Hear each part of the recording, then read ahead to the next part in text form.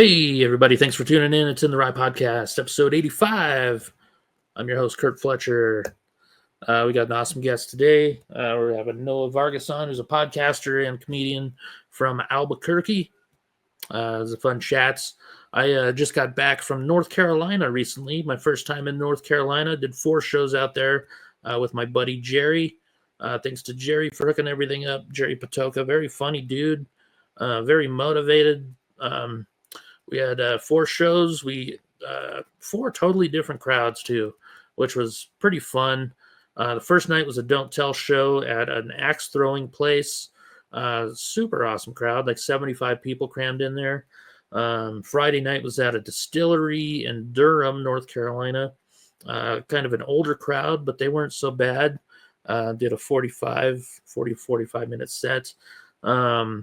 Saturday was at like a bookstore coffee shop type of deal where we had to do a little bit cleaner material. And that ended up being pretty fun, small crowd. And then Sunday was a place called Neptune's, very small bar downtown, like underground downstairs. Another small crowd, but it was pretty fun. It was a fun trip overall. I liked the Raleigh area. A lot of trees and stuff like that. Thought that was cool. We don't have a ton of trees here in New Mexico like that. Very green. It was cool. Looking forward to getting back out there. I forgot to mention this on a previous podcast, but I was actually mentioned on one of my favorite podcasts, Are You Garbage? My pal Chad Daniels was on there, and he was talking about Sam Tallent's book, Running the Light. And he was talking about, well, I'll share the little clip on here. So watch the clip. Bing, here's the clip. And the word, it's fucking crazy. Yeah. It's walking thesaurus, and he uses names of people we know, which I thought was awesome. Yeah. Even if they're not comedians in the thing, like he uses the name Curt Fletcher as a guy that's selling coke at a random bar, and Curt Fletcher's a dude from New Mexico that I've worked with a million my boy. times. Yeah, so it's really cool. Okay, very. So that was cool. Not a lot going on. I'm working on the website for this podcast, InTheRyePodcast.com. Hopefully have it all done by this week. It's been hard. I want to make it look better. I didn't really like how it looked before, so I actually put a little money into it, and I'm going to make it look good, hopefully. Here's some tour dates to talk about this week. Going to Colorado. May 23rd, I'm headlining a show at Gnarly's in Golden, Colorado. You can Google Gnarly's, check it out. I think I got the ticket link on my website, funnyfletcher.com. May 24th, I'm at the Denver Comedy Lounge doing 3 shows. May 25th, I'm doing Thick Skin at the Denver Comedy Works downtown. June 4th, I will be hosting a show for the Loons on the Lake Comedy Festival. We'll be hosting part of their contests. And then on the 7th, I think, is a Saturday, I'll be hosting a panel with some of the people that are there. So it'll be fun. If you're in Minneapolis, come hang out. Then I'll be back home June 11th, headlining Bourbon and Boots downtown. Then I'll be in Reno June 26th through the 29th at the Laugh Factory with my buddy Tim Gaither. Doing a contest at Quesada's Comedy Club. I don't know what date it's going to be yet, July 4th or 5th. Then July 17th, I got a show in Albuquerque. I don't know the venue yet. July 24th, headlining Into the Mountain Gods in Mescalero, New Mexico. And then September 29th through October 4th, headlining the Comedy Cave in Calgary, Alberta. That's in Canada. Well, let's go talk to Noah Vargas, everybody. This is a fun one. Also, before we get started, I want to thank Jarrett Reddick from Bowling for Soup for the intro music, and John Singleton from Anesthesia for the outro music. Go check out both of those bands, you guys. All right, let's go talk to Noah. See ya, everybody. Noah Vargas, what up, dude? What's up, buddy? It's good to see you. You too, man. Looking good, looking sharp. I like the mustache. Thanks, man. Have we seen each other in person since I got the mustache? I don't think so. I feel like I did see you recently, but I guess not that recent. Yeah, I shaved off the beard 2-3 weeks ago, maybe. It was just time. Okay. It was time for a change. Yeah. I like it. Looks good, dude. Thank you. Hell yeah. Yeah, appreciate you being on here today. Yeah, dude, thank you for having me. Looking forward to this. Yeah, and so you do your own podcasts, Improvised Intelligence. I noticed that you changed the name of your podcast. Why did you change the name of your podcast? Yeah, so originally, because you were on it when I was, so originally the name, and it ran for about 3.5 years or so. It was called Only Kings, and as you were a guest on it very generously, it was based off of OnlyFans, and because I didn't expect to do a podcast for very long, and so I was like, all right, well, podcast is going pretty well. It's not fucking massive, but it's going well, and stand up seems to be taking off, and I need to have something a little bit more marketable, something a little more because I had done Casadas last year, and when I was hanging out in the green room with the headliner, we were going back and forth, and she was like, "You run a podcast, right?" And I was like, "Yeah." And she's like, what's it about? Like, what do you talk about? And I was telling her like the gist of it. And the whole time I was telling her, I was just like, please don't bring up the fucking name. Please don't ask me what the name is. And that was like all right, I'm embarrassed of my own shit. I need to change it. So then I just did the whole rebrand. How funny. So you started that podcast before you started doing stand-up? Yeah. Okay. I started the podcast in October of 2020. Cool. And when did you start doing stand-up? Started doing stand-up June of 23. Okay, cool. Yeah. What got you into podcasting? Well, so I was a huge, I still am, but big fan of Rogan. Got into him around like I'd known about him from like Fear Factor and from him being a stand-up and all that. But I got into the podcast like maybe when I was in college, so like 2016-ish, 2017-ish, and then just kind of grew an interest. And then really when I was overseas into 2019, going into 2020, we had so much fucking time on our hands. I listened to a lot of the podcasts, and I was like, oh, this seems pretty cool. And then came back, started working a warehouse job, and I was like, at the end of the day for like an hour and a half, 2 hours, I was cleaning a lot, restocking a lot, and I was like, throwing an AirPod and listening to the podcast. I was like, oh, I want something to do, I want to like do, I don't know, just have something to create, and that seemed like it was a lot of fun. So I was like, let's see if I can get my buddies to do it or get interesting people that I know to do it, and yeah, dude, fucking 4.5 years later, it's a fucking full-time job. Yeah. Oh yeah, man. Yeah, because your episodes, some of them are more than 3 hours long, I've noticed. Yeah. Yeah. I dread just editing an hour-long podcast. See, I don't even have to edit that much. Yeah, I was gonna say, like, I don't even edit. Like, there'll be like random guests that'll be like, hey, I don't like how I said this. Can you get rid of that? Yeah. And I was like, yeah, sure, that's fine. Like, cause I don't want to I'm not out here to play gotcha. I'm not here like, you said the fucking, I'm not here for that.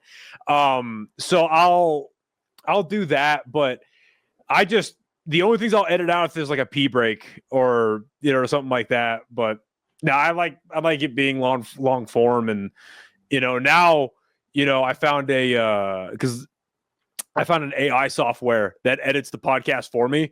So I line everything up and just put it through the thing, and it just cuts back and forth. So like, because beforehand, because like for like 2.5 years, 3 years, I would just sit there in front of the computer being like, okay, this is me talking clip. All right, this is them talking clip. And you go, dude, you're doing a fucking 4.5 hour podcast with your homies getting drunk as fuck.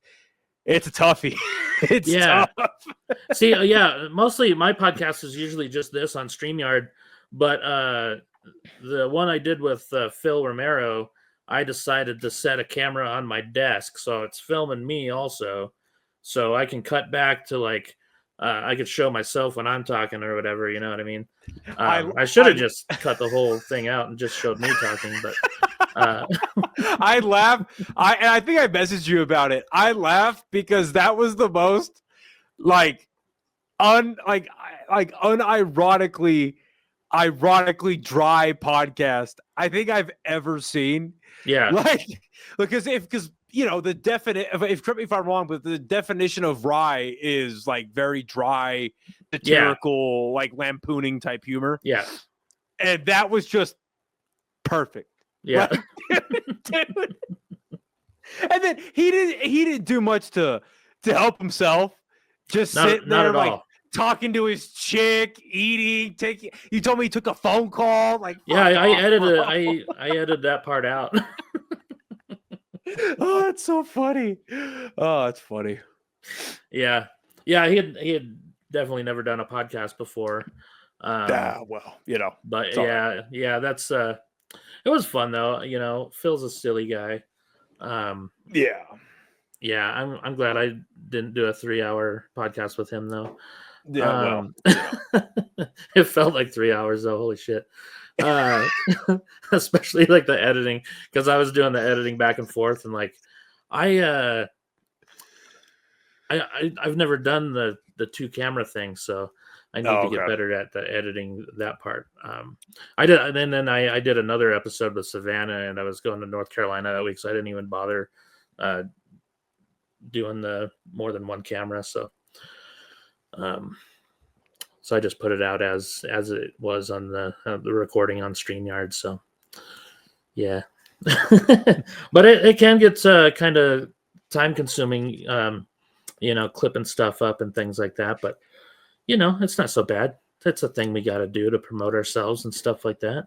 Yeah, it's a pretty bitch thing to complain about, even though I complain about it pretty much every week. And I broke down and what's it called? I got a subscription to Opus Clip. Oh, okay. And dude, that is the most, like, it's so easy to use and it's great, but like to really get your money's worth, you got to buy more of it, because like what you do is you take your link for the podcast, you throw it in there, and it, for the allotted amount of time, it'll pick out clips, and then like rate it and like on its virality level or whatever I'm starting to think it's a load of bullshit, and it just clips everything for you, gives it nice captions, and does like this AI thing where it like tracks the face so the camera stays on it. And I'm going to do that for probably 2 more months to see if I like it or not. And if not, I'll just go back to clipping myself. Because you get like a certain amount of minutes that it lets you use. And, you know, it's cool if you're doing like, it's real, like the utility is really there if you're doing an hour, maybe 90-minute podcast. But like for me, if I'm cranking out 2-3 hour, 3.5 hour episodes, you know, I use all my currency that I pay for. It's like I'm paying $15 an episode, and I'm doing at least an episode a week. So that's not. That's not feasible. You know. So we'll see. And today's episode is sponsored by Opus Clip. Actually, you know what? While we're talking about sponsors, I have a great sponsor called Chop Chili Co. Oh yeah. Please buy their shit, people. I just met with the owner, and he's a great guy. I love the guy to death. He's awesome. He actually pays me, buddy. He's not paying for this sponsored ad, but you know, this shit, and it's actually really good too. Like, it's legit. Like, is it the hottest chili in the world? No, but it's pretty good. I can't handle the hot chili.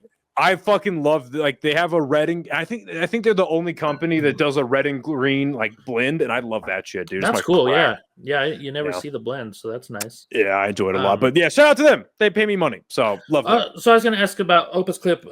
Does it work with stand-up clips as well? Probably.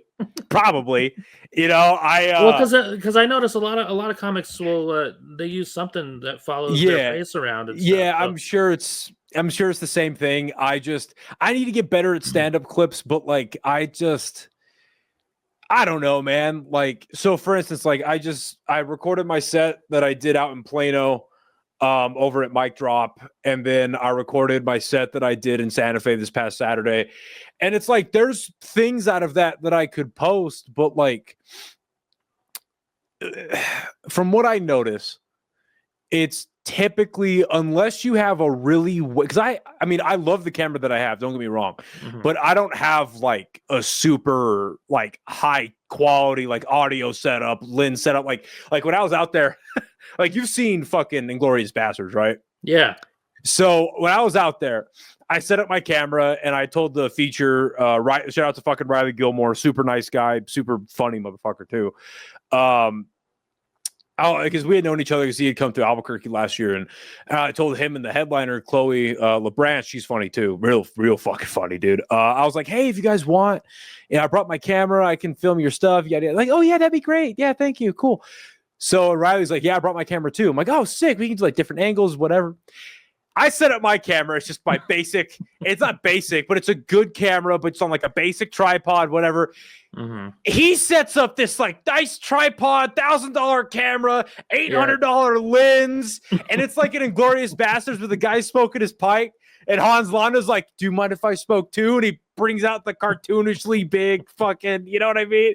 And I was like, okay, this is how the mothership guys do it. And this is how Albuquerque, half open micer, half wannabe club comic does it. Okay, sounds good, man. That's so funny because I just used my little Canon that was like a couple $100 off of Amazon. And that happened to me in North Carolina too. I was working with a buddy of mine, younger comic. And he brings his camera to all the gigs, and this $1,000 camera, like super fucking nice, shot in 4K and everything. Yeah, he's like, you can do some clips from this if you want, and I was like, it'd be kind of weird to use a couple clips from his camera and then go back to my shitty camera. I want to eventually down the line get a lens. I don't even know if I have the type of camera that can have a good lens on it. Yeah, I'm sure I can somehow. I'm not well versed, but because Josh Fournier, he has these Rode.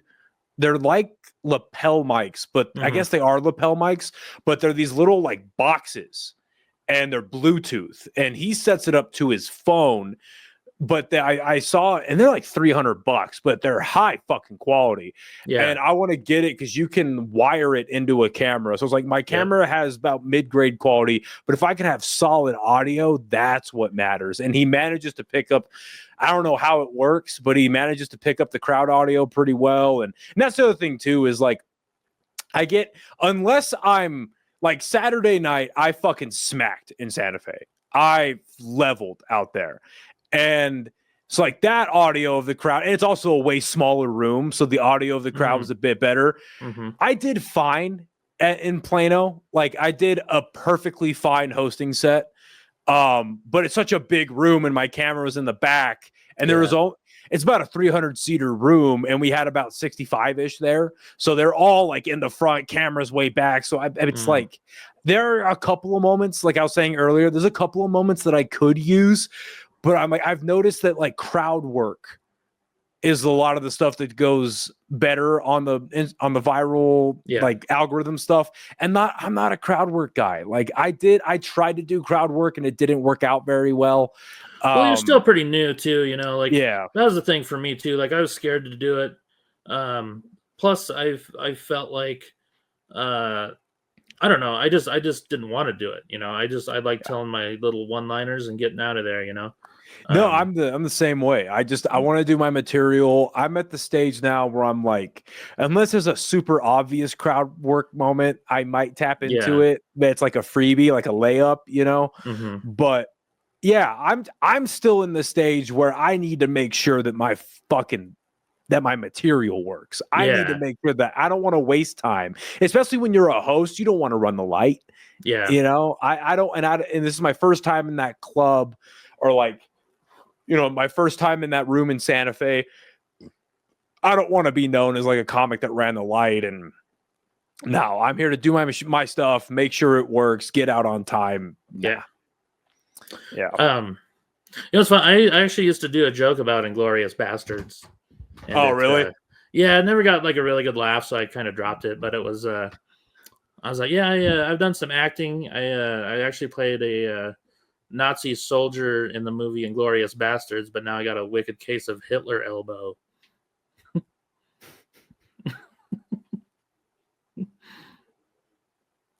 That's so fucking stupid, dude. I know. That's funny. Oh man, that's funny. Hitler elbow. That's funny. Yeah. Yeah, pretty stupid. Not my best Hitler joke, that's for sure. Yeah, that's all right. I'm waiting for my. I'm not that I'm actively writing one, but I'm waiting for the day that I have a good Hitler joke. I've got a couple, but yeah, I've got a good pedophile joke. I've got a. Did I have a domestic violence? I used to have a domestic violence joke, but it didn't go very well. I don't know. I just. Yeah, it's fine. I remember I went and saw a documentary. I forget what it was called. It was like a comedy documentary. They played it at the Guild, and they're interviewing a bunch of comedians. It's like they're talking about stuff that you shouldn't joke about, and like every single thing that they brought up. My friend that was with me, he's like, "Dude, I think you have a joke for every single one of those." Good.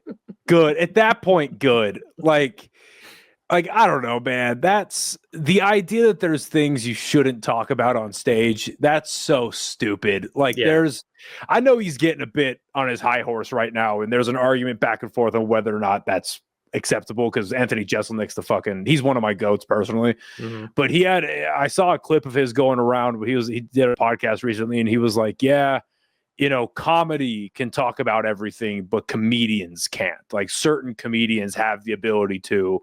Mm-hmm. And he basically boiled it down to, there's some comics that do it, and it's clearly like, oh, you're not just making a laugh or doing it in good faith. You actually have an issue with like gay people, trans people, black people, like whatever you're making fun of, Jews, whatever. Yeah. And there's just other people that are like, oh no, you actually made a well-written joke, or you have a well thought out premise, and you know how to pull the funny out of a horrible situation. Yeah. But yeah, the idea that there's stuff that comedians can't talk about, come on now. Yeah. That's dumb. You know what I mean? I totally agree. Yeah. Yeah.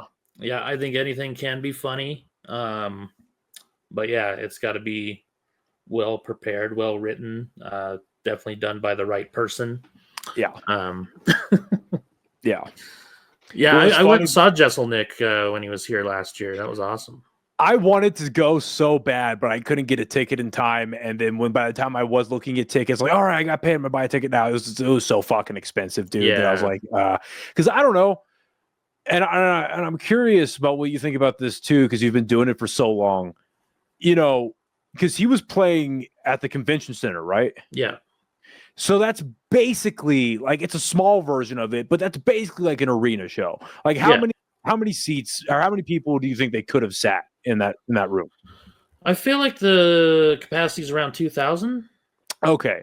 So, because there's like, I'm never going to say that I'm against arena shows or that I'm against like outdoor pavilion show, like these massive 1,000-seater whatever. It's like, yeah, if you're a comic that can pull that many people and you can pull it off, go make your fucking money. Like, that's awesome. You know what I mean? Like, I'm never going to say it's a bad thing. But, I really wanted to see him. I really wanted to see Nikki Glaser when she came through Sandia. Mm-hmm. But the other part of me was like, I'm not convinced I want to pay more than $60 or $70 to see a comedian, A. And B, I kind of want to see him in a club. Yeah. Like, that's where comedy is supposed to be, Like, it's supposed to be in a 200 to 300 seating room, low ceilings, packed in, little chilly, dark as shit, and where it's like a more intimate setting, and almost like theaters I can get, because you still have like the packed in seating, and theaters are very beautiful, and I can kind of understand. I'd like to see that too. But the arena stuff kind of loses me. I feel like when comedians are playing arenas and playing like the bigger stuff, they're kind of like flexing on everybody else. Like, yeah, I can settle up Madison Square Garden, motherfucker. Oh, yeah, you know what I mean? I feel like it's not really a challenge either. Like, I I mean, if you're that don't level, know. though, if you're that level, people are gonna laugh at anything you say if they're a big fan of you. Is what I'm saying. But don't you think it would be the same thing in a club or a theater too? Because if you're at that level where the audience can give you a pass just because they're so happy to see you, That's true. that's true. almost anywhere. Yeah. And it's awesome being on shows like that when someone's so excited to see the headliner. Like working for a big headliner, like opening for him, is fucking sweet spot. Like I got to open for Theo Vaughn at the Kiva. Nice. And yeah, it was one of the easiest sets I've ever done in my life. You know, like, but yeah, I would much prefer performing at a club though with 200-300 people. Yeah, and that's what I ran into as well when I was at Mic Drop. Was it's like, this is the setting I want to do my material at. This is the setting where like they are undeniably here for comedy. They didn't get trapped by comedy. They didn't, whatever. Like they made the conscious decision to go see stand up. So now it's really like I look at that footage and I'm like, okay, the material that didn't work, does it suck? Was it the wrong audience for it? Did I fuck it up? Because I was nervous as shit. Mm-hmm. I was fucking nervous as fuck. So I was like, there's like some stuff that I definitely missed some, like I misstepped on, did some phrasings or some execution or whatever. But that's when I could really look at that and go, okay, this was a big test. What can I pull out of this? What can I work with and go from there? Because, the stuff that I know works popped, did great. Yeah. And the stuff that's iffy and, so it was good. Yeah, I get you. And that was in Plano, right? Mm-hmm. Okay. Yeah, it's so funny because like different parts of the Dallas area are so different. Like, because there used to be a Hyenas in Plano, so I would do Dallas, Fort Worth, and Plano, and Plano was always my least favorite crowd wise. I don't know why. I don't know if it was just the club or what. I don't know. I just never really felt great about my sets like all the time. Like Fort Worth is way different. Fort Worth, I've never had a bad set there ever. Like I feel like it's almost impossible to have a bad set there. Is it a demographic thing? Is it an age thing? Because I noticed that when I was there and I was watching everybody come in, there wasn't a ton. There was maybe 6 people that were 20 years old. It was mostly older people, let's say 40 and above. Okay. Right, so middle age to like there were a few people there in their 60s in there. Yeah.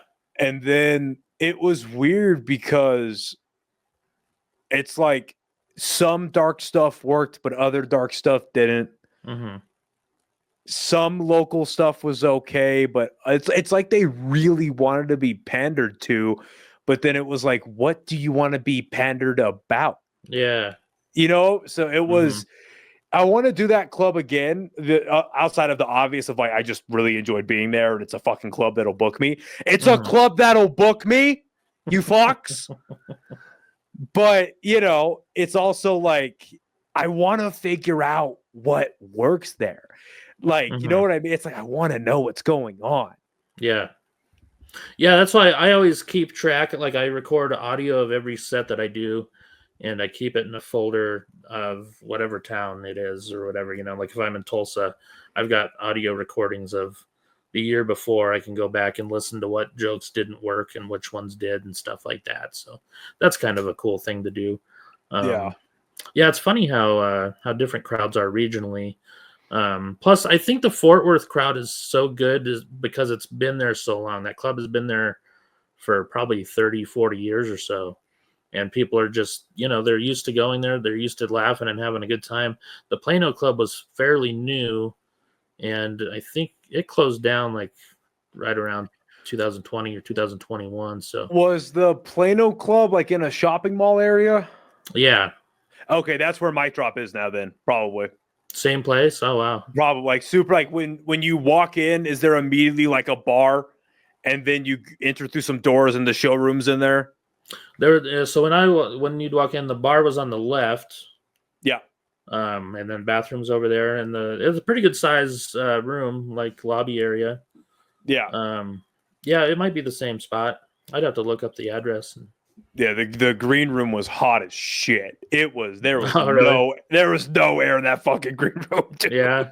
And it's like you have to go through the kitchen to get to the Yeah. green room. Okay. Yep. And so I got back there and I was just immediately sweating. And I was Yeah. already sweating. It's fucking humid as shit. It's like Mhm. 88 degrees outside with a 70% humidity. And then I walk in there, I'm like, oh. Oh yeah. Well, you're going to Austin soon too, aren't you? Yes, sir. So when is this coming out? I'll probably drop it in a couple days, like on the Okay. 22nd. Okay, cool. Yeah. So this upcoming Saturday night, me and AJ De Leon, we're driving out. We're gonna drive through the night and then get there Sunday.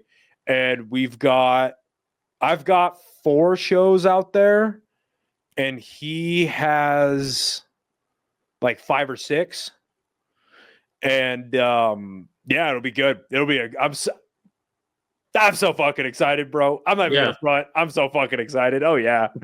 Oh, I'm so fucking excited, dude. It's gonna be great. I'm doing 2 clubs, and I'm doing a local bar that's like really known for comedy out there. Oh yeah. So I'm psyched, bro. I'm psyched. You've been to Austin before, haven't you? Or no? Yeah. I went for the first time last year, around this time of year, actually. Okay. I went last year, and I didn't do any like stand up or anything. I just did a couple of podcasts, and fucking huge shout out to Maverick McWilliams and Allison Voidovich. They're super nice to me, and Maverick like took time out and like showed me around like the comedy scene in Austin, and like showed me a couple of different clubs, couple of different venues, introduced me to a bunch of comedians. Like, I mean, you know how fucking polite and how manners based that guy is, and that's exactly how he treated me. And he showed me like some of the best that Austin comedy has to offer, and I was like, that really like lit a fire under my ass. I was like, I need to be good enough, because they were like, all the comics that I met were super nice to me. Well, one wasn't. They were pretty passive, but everyone else was just super fucking. Whether they were like, you know, just open micer comics, whether they were just the grinding comics that can work in clubs, the mothership guys, whoever I met, super nice to me. The moment they knew I was a comedian, they were like, oh, hey, what's up? I was like, hi, how have you been doing it? Blah, blah, blah, all that stuff. And I was like, man, I need to get good enough to hang out with these guys. Like, I want to be good enough to hang with these dudes and like do shows with these guys and girls, and like really like, you know, because they were just so fucking nice, dude, and so welcoming. So I'm pretty excited to get out there and do stuff, especially after the last couple of shows that I've had that have gone pretty well. I'm like, all right, I've got material to go out there and do, and like not fuck up, and you know, because and I'm not afraid to, you know, admit it. The shows that I'm getting out there are off vouches. Yeah. So I don't want to like go out there and bomb. Yeah. And then the person that gave me a voucher like, hey, dickhead, what happened? You know what I mean? So it's I'm pretty psyched. I've got good material now, and I'm not doing super long sets, thank God. Like they're all between 5 and 10 minutes. So just get in, punch, get out, don't bomb, you know, stay in the pocket, bob and weave. And yeah, I'm excited, bro. I'm psyched. Got a few podcasts booked too, so it'll be good. No way. Sweet. Yeah, it'll be good. Yeah, that's great, man. Good for you. Yeah, it's good to be excited about something, you know, especially in comedy. It keeps you motivated. And, and it's you know, what's funny is like you're mentioning how everyone was super nice. Like, I've been doing this 20 plus years, and I've only met maybe like 4 or 5 comics that I can't fucking stand. And that's over 20 some years. Yeah. That's good. I just think like, I haven't been doing it very long, but just extrapolating out what I see from other people's experiences and talking to other people, listening to other people speak about it. The people that are really doing, like, you'll have pompous dickheads that, like, you know, and it's, at least from what I've found, the real like assholes of it are on opposite ends of the spectrum. I'm trying to get myself in frame. Opposite ends of the spectrum. You know, they're either dog shit horrible that think they're amazing, and their ego just won't. It's an ego problem either way. But their ego just won't let them let go of that and just be a human for a second. And then you have people that are just so good and they know how good they are, and they just swing their dick around. But you'll find that anywhere, you know, show business or not. But the 95% that are nice and welcoming and cordial and what, I'm not expecting that everyone has to be like, oh, give me a hug, but you know, just people that are just respectful and nice and cordial and whatever. Outside just being decent human beings, I think it's like they just met another person. It's like, oh, you're a comedian. Okay. You understand what it's like to eat a dick. Like, you understand public humiliation on some of the grandest levels. Hey, come have a beer. Come here. You know, so. For sure. Yeah. Yeah, I've met so many cool people in this business just doing this, you know. Yeah, it's funny. You have so much in common with these people, you know. They all started the same thing you did, you know, just a fucking scared open micer. And, you know, so that's cool. I'm glad you're getting out there and doing other states and stuff, man, because New Mexico it's not the easiest place to do stand-up. Like, it's funny because I'll try new jokes out, or I used to. A lot of times I'd go to the open mic and I'd try something out, and I wouldn't get a laugh, and I was like, I think that's pretty fucking funny. And then I would take it to like Tucson or something, and it would crush. And I'm like, I fucking knew it. Yeah, no, I agree, man. And that's a benefit that you have and people like you have that have been doing this for so long. And correct me if I'm wrong, but I feel like once you're doing this for a while, and provided that you're good at it, I mean, I guess that's a good asterisk, is like you're good at this. You build this like internal filter where it's like, okay, I know this is good, or I know this has legs. I know this has the potential to do the thing. Yeah. And I'm definitely still developing that. I'm still trying to figure out what's right and what's wrong, as funny, or what's funny and what's not. But yeah, I agree. Like it was funny because like so when I was doing Plano, I wrote 3 new jokes and they're about a minute long each. And I was doing my best to learn them before the show and all that stuff. And it was all like regional stuff that I think would get laughs there, and stuff about them and comparing New Mexico to there and all that kind of stuff, and just getting in with the crowd, you know? And as I was writing it, I was like, man, and I actually called Allison. I was like, hey, what do you think? She's from Texas. She's from Austin. And then, you know, I was like, okay, like, what do you think about all this? Like, yeah, that'll do pretty well there. Like, you have to get it as you're writing it, but it's good. And I was thinking about it like, man, I am 99% positive that all of this would bomb at an open mic. Let's see how it does at a show. And most of it did well.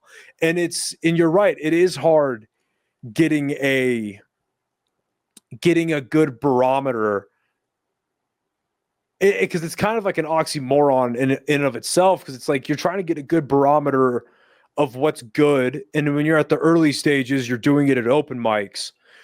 But then I've come to realize over the last maybe 7 to 8 months that open mics, like, if you can get a laugh, like, that's good. Like, obviously go for the laugh, like, you're trying to make people laugh, whatever. But open mics are also just like, it's disposable stage time. It's like, how does the words feel? How do the words feel coming out of your mouth? What are your mannerisms while you're doing it? Does the stream of consciousness, does it make sense?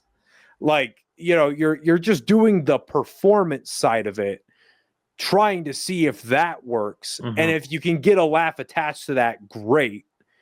And obviously you can feel if something just doesn't fucking work at an open mic. Like, you can feel that. Yeah, for sure. But I'm not convinced, and maybe I'm wrong, but I'm not convinced that just because you don't get a laugh at an open mic doesn't mean that it's not a good joke. I'm not convinced.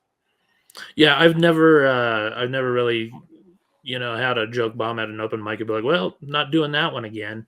You know, I'll usually try it out a couple different times in different venues, you know, with different crowds, and at like actual shows and shit. Yeah, for sure. Well, like, I like doing it like at shows I'm really doing well. I like sneaking in a new joke to see exactly like, in between 2 jokes that crush. Exactly. Like, and if it just fucking eats shit, then it's like, okay, that joke sucks. Exactly. Yeah. And that's like that sandwiching method is what I finally, like, literally over the last week and a half, 2 weeks. Yeah, like 2, 3 weeks. I'm now in the spot where I can start doing that, where it's Nice. like, okay, I have a decent to good 10 minutes, 12 minutes.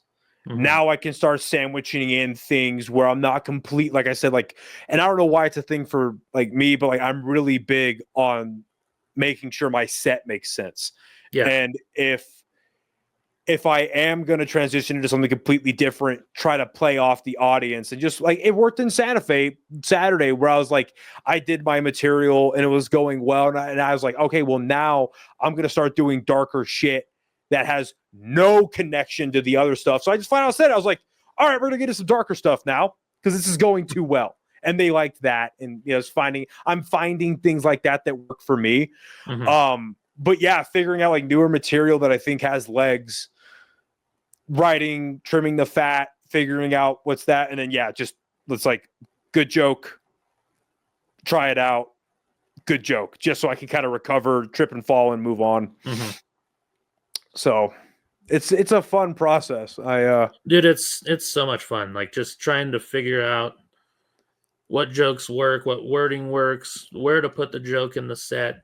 That's one of my favorite things to do too. Like, you know, when I'm working on like a longer set is like switch things around once in a while just to see if you can come up with a callback or something, or see if something connects with that later on, you know. Yeah, and like something that I've heard a lot is, you know, you're getting better when your closer moves closer to the beginning of the set. Yeah. And I used to close on, because I mean, you've seen me do it, I'm sure, a few times, but my bit premise, whatever, that I have about growing up in a Christian household. So that used to be my closer back when I was doing casabas. Oh yeah. And now that's like in the front of my set, because I just have better things to end on. Yeah. And I'm using that as a barometer too, where it's like, oh yes, okay, I'm on the right path. Mhm. Like this makes sense to me.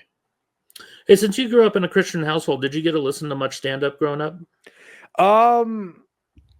I mean, not with my mother knowing about it, you know, like Mhm. like I didn't grow up too much with my dad in my life. But even like he wasn't a big comedy guy. Like what he impressed on me was like old school horror movies. So like the old school like the Boris Karloff Frankenstein, Bela Lugosi's Dracula, and then like, you know, the Romero movies, Oh, yeah. John Carpenter. So like the old school horror stuff, Batman and comic books and all that. That's definitely where I got that from. And then weightlifting. Even though I've kind of become a lazy piece of shit over the last like 6 months. Dude, I there was like a good 2 months, 3 months where I just didn't go to the gym. I didn't train at all. And Oh, really? I went to the gym for the first time last weekend and I was dying. I was dying. My strength wasn't there. I was like, fuck, I'm a bitch now. Anyway, Oh, yeah. but like, you know, I like growing up with my mom was super helicopter, super like, if you want to listen to this music, I'm going to read the lyrics. I want to know what Oh, wow. movies you're watching. Oh yeah, super like on it and all that. But the first comedian that I like, and I think we talked about this when we were on my podcast, the first comedian that I convinced her to let me have a DVD of was Jeff Dunham. Yeah, I knew that was coming. Yeah. But the way that I passed that on her was like, because my buddies had shown me like YouTube clips of him, like old YouTube, and they were clearly rips off the DVD. You know what I mean? Yeah. And so I was like, yeah, he's got puppets. He's not whatever. And I knew the shit that he was saying. And so like I had that DVD out of like the bargain bin, and then when I had like a little iPod, I had my own like iTunes account. Like I specifically made an email so I could have my own iTunes account. And then God bless her, I love her to death. Like she's pretty much my mother. My aunt, she would give me these iTunes gift cards. Mhm. And every so often I'd buy actual music, but a lot of it was like some stand-up every now and again because I'd buy the whole album. So like I grew up like the first stand-up album, well, really the first stand-up album that I listened to, I sailed the high seas to get it. Let's put it that way. And I got Vicious Circle from Dane Cook. And then when I would get these little gift cards, I bought Caligula from Anthony Jeselnik. And then I always forget the title of this fucking album. I'm going to look it up really quick, but it's the one where it's brown with his face on it. It is Shakespeare. And I got those two albums and I was just like, holy shit. I was maybe like 5th grade going into 6th grade. And I was like, oh my God. And like, obviously, you know, there's a good 30% of the material I just didn't understand because I was young. But then like, you know, the obvious, like the rape jokes or like the dead kid jokes. I'm like, damn. Like, so I really got into him. I really liked Bo Burnham growing up. Really like Words. I still listen to that album. I adore his older stuff.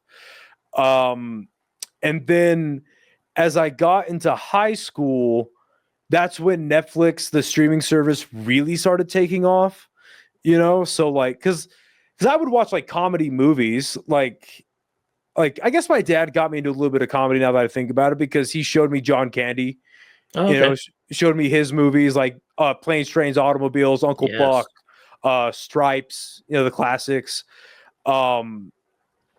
But so I definitely liked comedy movies to a degree growing up. But like when Netflix really started taking off as a streaming service, that's when I started watching like Bill Burr. He's still my guy. Like Bill Burr was huge.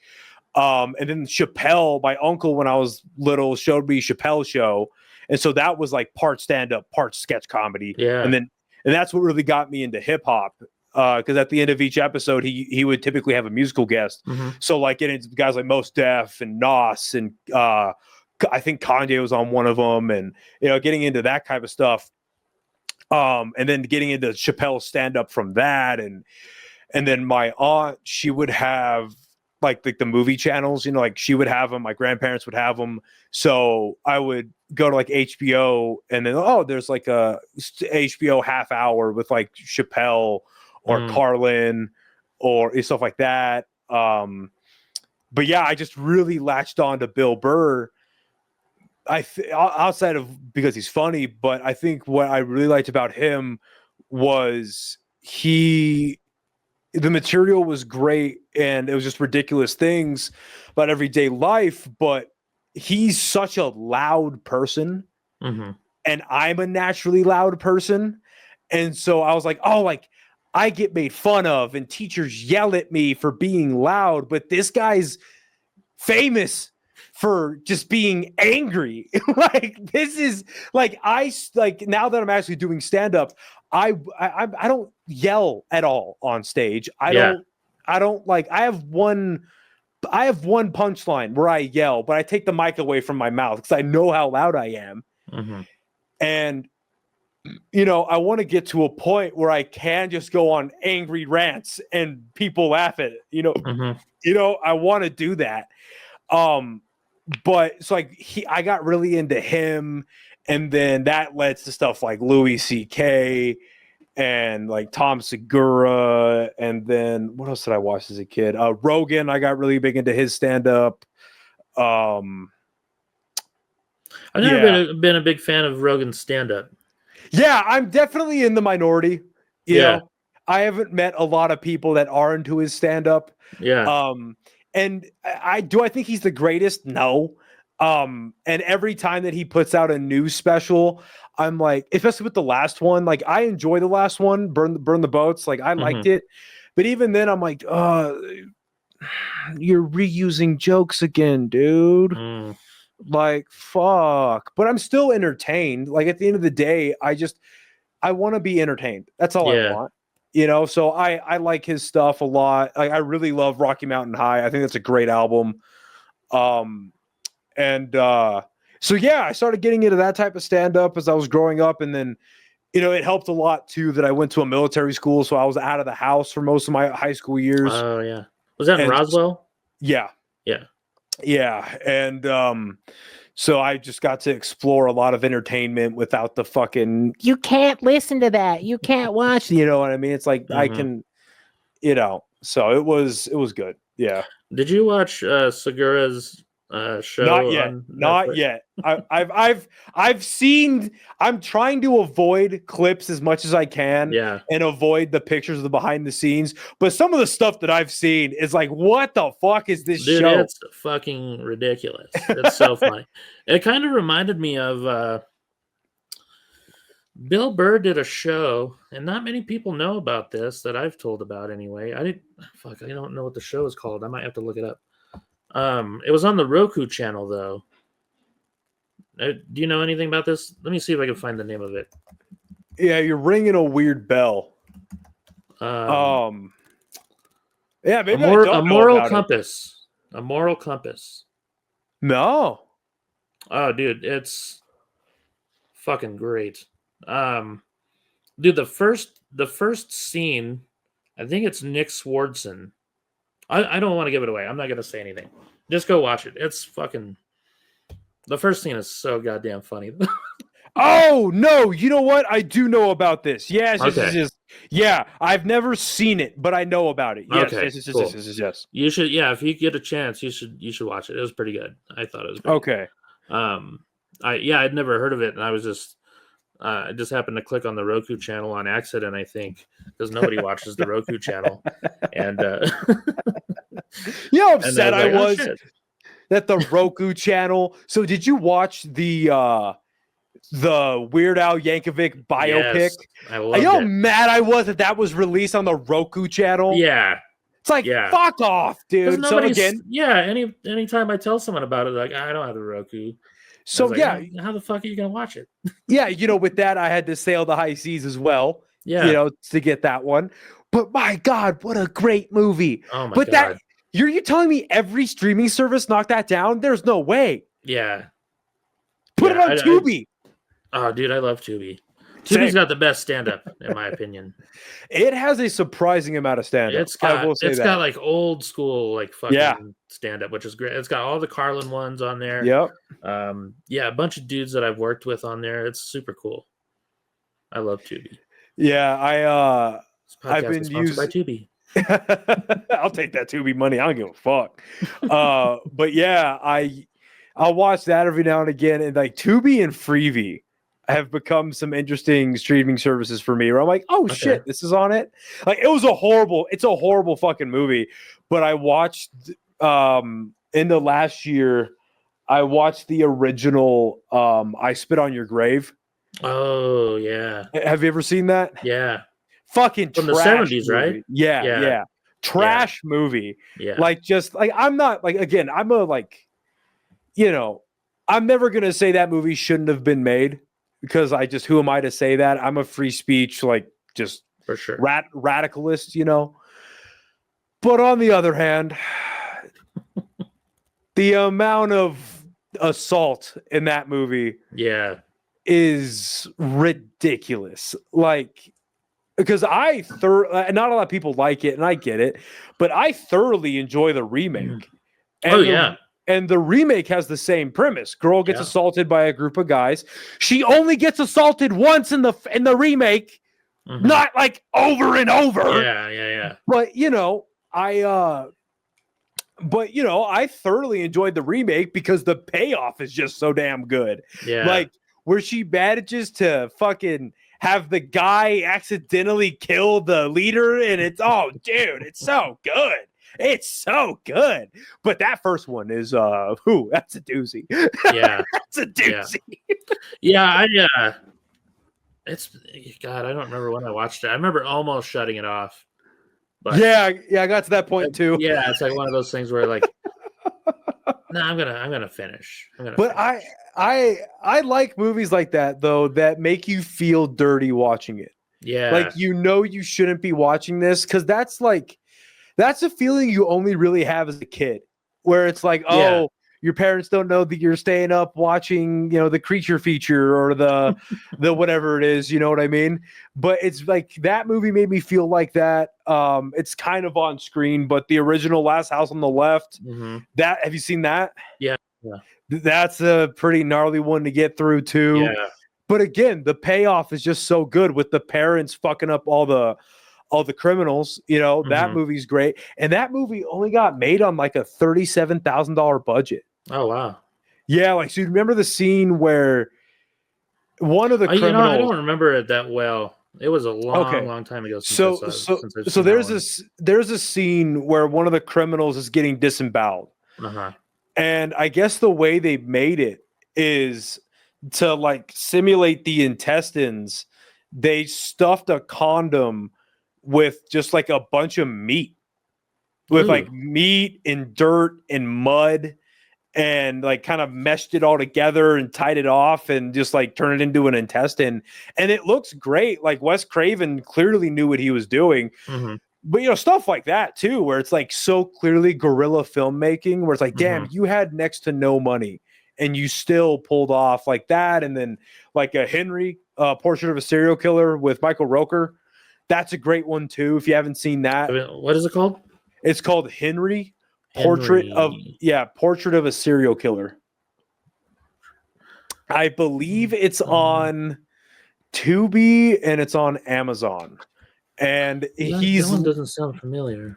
It's pretty good, man. I'd say it's about middle of the road, but his performance as a serial killer is really good. And he's loosely based on an actual serial killer. And he was one of those guys that like, he definitely murdered people. Like, there's definitely like evidence, but as like, I believe as the true story goes, because it's like back in the 70s, I think. So as they locked him up and they were getting him to confess to the crimes that he actually committed, they were finding they had like other cold cases from the areas he was in. And they were like, hey, what do you know about this? And he was one of those guys that was just like, oh yeah, I totally did that too. Just to like rack up the superficial numbers, Yeah. So it's unknown how many people he actually killed. I forget the guy's real name. It was like Henry. There's Henry Lee Lucas, and it's also based on Otis Toole, who I have heard of. Yeah, Henry Lee Lucas. Yeah. But it's again, low budget. It gets super graphic towards the end. Oh, really? But it's it's one, like, if you can stomach those other movies, you could definitely like do that one. And it's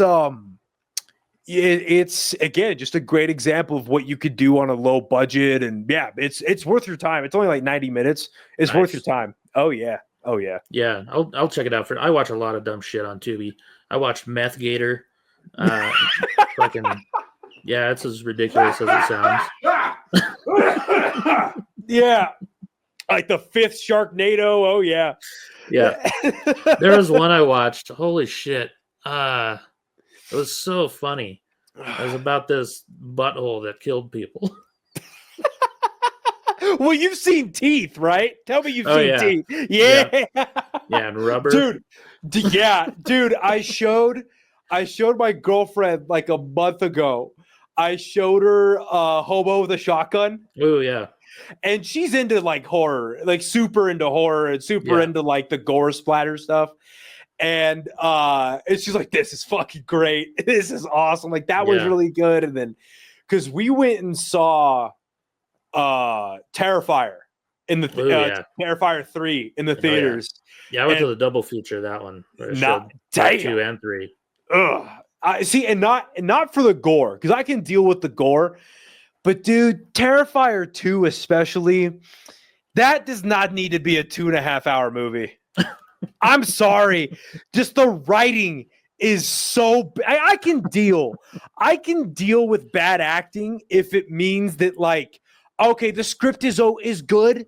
They're just not the best people to execute, but it's like that's who they could get and who they could pay. All right, well, you have that. That's but just some of the acting in those movies, bro. Like Terrifier, the first one, it's great. 90 minutes in and out. Yeah. real simple, cutting people up, vagina down. Like, it is what it is. All right. Yeah. But 2.5 hours, I think there's some things that could have been left on the cutting room floor, or I think you that's could true have for sure. rewritten, Yeah. It does make me laugh though. Like a lot of parts made me laugh in part 2 and 3. I thought 3 was pretty funny. Oh yeah. It's black humor for sure. Like it's definitely the black comedy.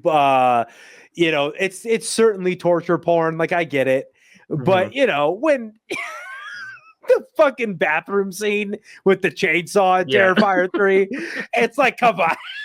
It's like I'm glad they did it. Don't get me wrong. Yeah. I'm glad they did it, and the effects were awesome. But what I like about the Terrifier movies, especially 3, is like not just that they go for the gore stuff, but it's like contextually, like around the violence, it's mean. Yeah. Like it's not just like adults getting cut up. There's an IED in a mall. Yeah. like that's insane. Like it's like the opening scene when he's killing the family. Yeah. He kills the kid too. Yeah. Like this is some mean stuff. Like this is like the like mashed potato scene in the second one fucking makes me laugh. Oh yeah. Yeah. Yeah, and they're like, or like when he's literally rubbing salt in the wound. It's like, all right, we know what's going on here. All right, this Damien Leone guy, he knows he's the only dude on the market that's doing it and doing it well as he can, I guess, and getting away with it. So it's like, all right, I understand. I have a Terrifier 3 poster around here somewhere. Oh, really? Yeah, because when we went to the theater, they had these little, like the little printouts of it. Yeah. It's around here somewhere. I just don't know where the fuck I put it. Yeah. But yeah, those are fun movies. Yeah. Yeah, and you got the Ice 9 Kills poster, right? Is that? Yeah.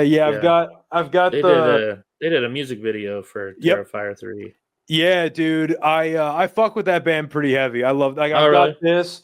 Yeah, I've got this. It's signed by Spencer Charnas, the lead singer, and then I've got a little like vinyl poster thing of their what's it called? Their song that's based on Candyman, and yeah, they're coming here in August, and I'm pretty psyched for that. I'm not exactly. I'll be honest. Like, and again, I do want to preface this by saying, like, again, free speech. Truly do what you want. Like, I really believe in that. But they're making this new thing, and I guess it's going to be a short film or a feature film. I'm not sure. And it's called Slashing of the Christ. And I don't, you know what I mean? Because like my whole thing with the religious stuff, and obviously I'm biased because I'm Christian. Like obviously I'm biased. But, there's a market for everything. And like, I'm not saying you can't do that. Like just in the same way that like I'm not saying that I'm not allowed to make jokes about my own religion. Yeah. Because I truly believe that God has a sense of humor. There's no way he doesn't. Oh, for sure. There's no way. Like if we're truly based on the strict premise of like if we're made in his image, then we have a sense of humor. Like obviously. Oh, absolutely. Like that's obvious to me. Mm-hmm. But my whole thing, just like with anything else that you're making fun of or poking fun at, is like, why are you doing it? Is it I think it's just because they came up with a great name and they're like, well, we can't let this go to waste. Well, my whole thing was like, if you're going to do like the way they did the promo image for the logo, if you look at the original promo image, I thought it was going to be a song about conjuring. Oh, okay. It's like, oh, like that's a genius name. Yeah. But the promo stuff surrounding it with actual Jesus imagery and stuff like that, I'm just like, okay, why are we doing this? Mm-hmm. Is it like, because it's not going to be a comedy, obviously. So it's like, are we just straight up making fun of Jesus? Like just like being like blasphemous with it? Are we like, what are you doing with that? You know what I mean? Mm-hmm. And so, I mean, am I going to watch it? Probably. Like, I'm probably going to watch it just out of pure curiosity. Oh, for sure. But I can't say that I'm necessarily going to support it. But like, I want to keep as open mind as possible. And that's like the same filter that I use when I'm writing my material is like, obviously I want to be funny. Like, I want it to be funny. But I don't, because especially in a place like Plano, you know, like the material that I have right now, I know that I'm not being blasphemous, that I know that I'm not like, that I'm not making fun of Jesus. I'm not making fun of God. And there's certainly comedians that do that. And there's local comics that do that. Yeah. Oh yeah. And it's like, there's some jokes that I'm like, that's funny. Fucking son of a bitch. That's funny. But then there's other stuff that I'm like, all right, that's just, okay, that's a bit much for me. Like, I'm not going to laugh at that, but that doesn't mean that other people aren't going to, you know, like, that's fine. Like, find your audience, whatever. I don't care. Yeah. I'm not the arbiter of what's funny or what can and can't be said. So that's kind of like one of the filters that I use when I'm writing the material is like, you know, I'm not making fun of what I believe in or who I believe in. I'm making fun of the human stuff surrounding it. Yeah. You know, and because obviously humans are imperfect and we do some pretty ridiculous shit. And like, I wish it would work better. Like, I really do. Like, I have a premise right now that I'm not doing anymore. It's just not working and I need to retool it or just drop it. But I have a joke about suicide in Christianity. And because I was taught as a kid, and personally, I believe it's not true. But I was taught as a kid that if you commit suicide, you go to hell. Oh, okay. And so the joke that I have about that is, okay, that's what you get taught. So you can't be that excited to go to heaven, is what I'm picking up from this. And I haven't like figured out how to like properly make that funny and make that whatever. Because it's like, it makes sense, but it's not funny. Yeah, anytime you talk about suicide, it's going to be tough to make funny. Especially because you don't know who's going to be in the crowd that night. Yeah, exactly. You know, a lot of people have known someone close to them probably that have, you know, committed suicide. So, but it's tough to navigate around stuff like that. I agree, and it has to be really fucking funny. Exactly. But that's the great thing about comedy too, is like you're talking about, you know, like religion and stuff. Like I've got a joke where I make fun of church, and I love telling it in the Bible Belt because sometimes you'll catch those people laughing right off the bat because they know it's funny, and then they're like, "Fuck, I shouldn't have laughed at that." You know? Yeah. I have a few jokes like that too. But when you get the laugh like that, you're like, "All right, that's fucking funny." No, I agree. And you know, because about the suicide thing, because I've had very close friends, you know, people that are close to me that have committed suicide, and you know, and that's where I'm like, okay, if it starts to make me upset, kind of like that same filter with religion, like if that starts to make me upset, then I'm not gonna, or if I don't think I would laugh at that, then maybe I'll move away from it.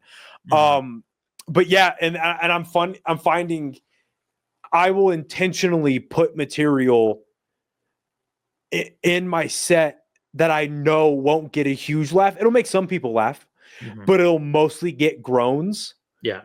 Because what's going to come after that that's lighter will get a bigger pop. Yeah. It's like that's the Scottie Pippen to the Michael Jordan slam dunking the other stuff. Because like, I think, Patrice O'Neal said it where he was like, I don't want all of you to like me. I don't want all of you to laugh at my stuff. I only want like 75% of you to laugh at my stuff. I don't need all of you to laugh at me. That's fine.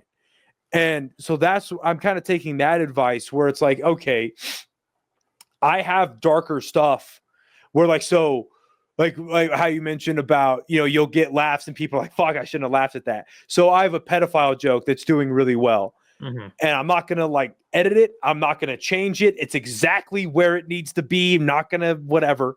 Yeah. And so that one gets a big laugh. Now, granted, it requires me to be a bit lighthearted with it and be a bit tongue in cheek about it, but that executes it. It's super, like the punchline is super fucked up and it gets a good laugh. And then the pedophile joke I have after that is digging the hole more. Mm-hmm. So where it gets groans, it's like, all right, now we bring ourselves back up. And Yeah. I had this friend who doesn't do stand-up anymore, but he had this joke. He got booked in Corpus Christi, Texas, just to do the joke, just to see if he'd get fired, just to piss people off, and it worked. I have no, keep going. Well, his joke was about Selena. So Selena's from Corpus Christi. Yeah. And oh no. So he's talking about Selena, and I don't remember the exact setup to it, but he goes, you know, I was actually this close to seeing Selena, but then the shovel broke. And then he does a joke about raping her statue, call it statutory rape. Oh my god, that's just dumb. But the first one, the shovel broke. That's oh, if I was a lesser comic, I'd steal that. Oh, that's so good. It's so funny. Yeah, I have a question for you.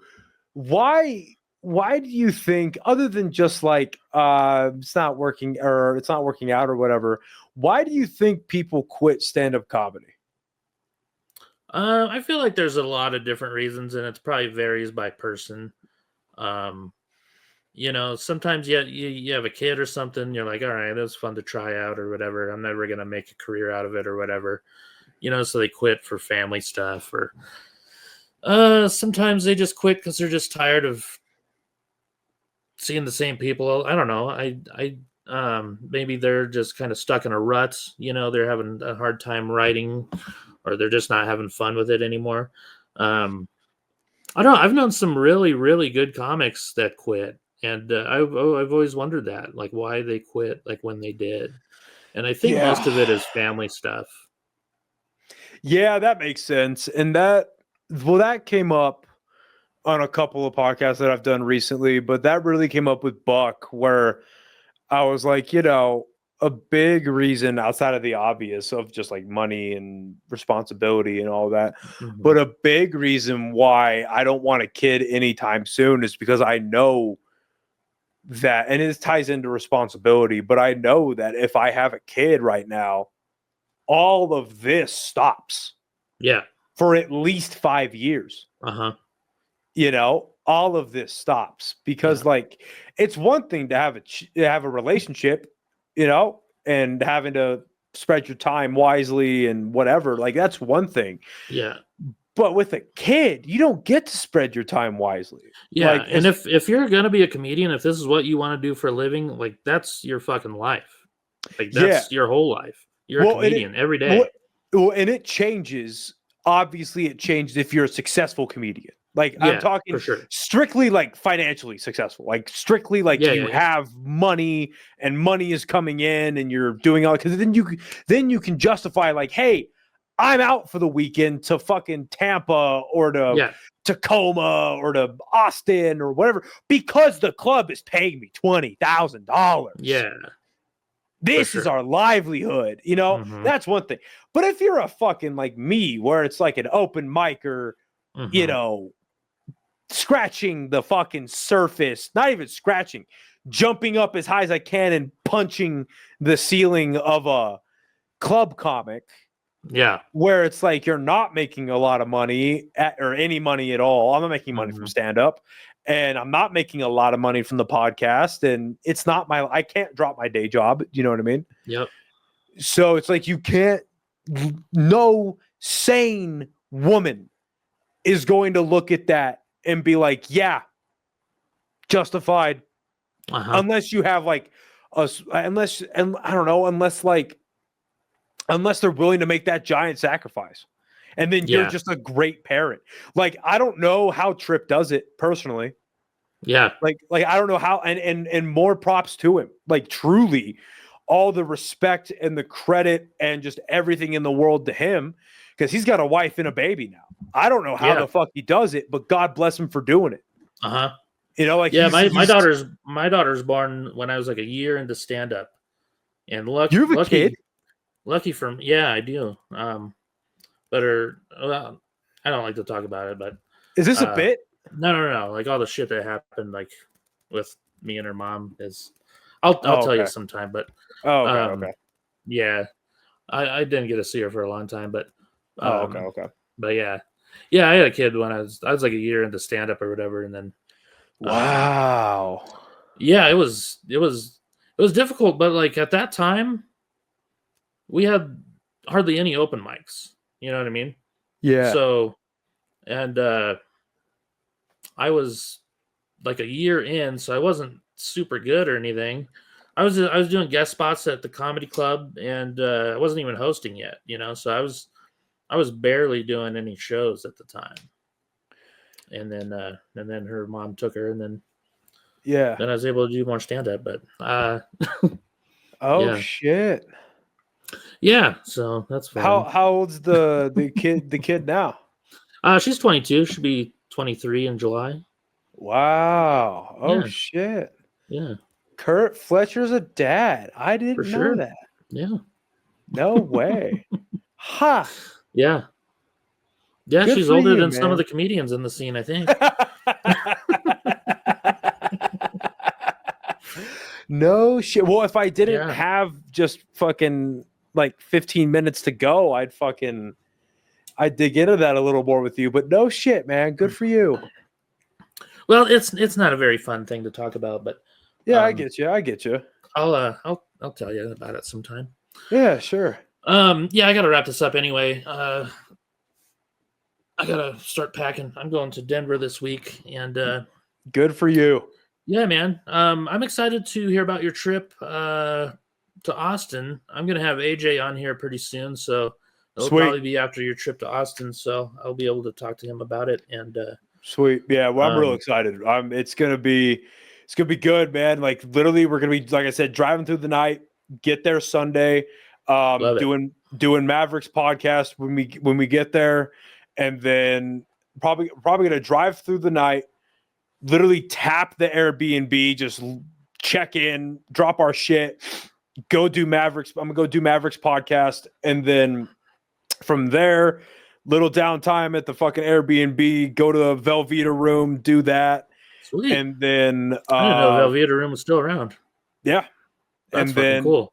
Yeah, doing that show, and then off to the races, buddy. Off to the fucking races. I'm excited. Nice. Got a show every night except Sweet. Thursday. I'm gonna try to get on the secret show Thursday night, and then You gonna try for Kill Tony or anything? Oh yeah. Okay. Oh yeah. It's fine. My daughter actually grew up in Austin. Okay. Yeah, she went to high school in Buda, which is just south of Austin, and then graduated in San Antonio. So Nice. Well, cool, man. Where can people find you on social media and stuff? Yeah, so real easy to find me. My personal Instagram is Noah Vargas 2, and then Improvised Intelligence Pod on Instagram, Improvised Intelligence Podcast. Oh, excuse me, Improvised Intelligence Podcast on fucking Spotify, YouTube, Everything. Anywhere you can find your podcast. It's better to watch it though. Go to YouTube and watch it. Spotify has video, by the way. Oh, they do. Yeah, Spotify has video. So you know what? I think I knew that. I need to figure out how to do that. Dude, it's real simple. I'll show you how to do it. Okay, I'll just say it. All you got to do is just go on Google and look up Spotify for podcasters. I mean, I have a login for that. So yeah, so you just drop your video file into the thing, and it uploads it as a video. Oh, sweet. Okay. Yeah, I'll do that tonight. Then shows I've got coming up in Albuquerque. I'm doing Don't Tell on May 30th. So that'll be cool. I'll be promoting that a lot more here in the next week or so because it's coming up. And then on the 31st, we have our next Safe House show. I got to get on AJ to get that flyer done, but I think Tyler's doing that. Yeah, Tyler's going to be headlining that Safe House show. And then on June, we're going to have another Safe House in between, but I'll promote that later. We don't have a date yet. And then June 21st, I will be at Turtle Mountain at 7 p.m. doing Eddie's show. And then June 28th, we are doing Unhinged Brewing again. Eddie's going to be headlining that one. Then I have some dates in July too, but those are the immediate ones. Sweet. Do you have a website for your comedy or podcast or anything? No. Just all my stuff is on my Instagram and Cool. then YouTube and all that for the podcast. Sweet. Well, hell yeah. Thanks, Noah. I appreciate you taking the time to do this. Well, I will have you on again for sure because that went by super fast. I feel like there's a lot of cool stuff we can talk about. So, well, that's how you know it's a good one, man. So thank you for having me. Seriously, absolutely, dude. Yeah, thank you so much. And yeah, I'll try to drop it. I'll try to drop it tomorrow. Okay. Thursday at the latest for sure, though. But perfect. Awesome. Thank you so much, Noah. Thank you, man. Appreciate you. All right, take care, buddy. All right, later.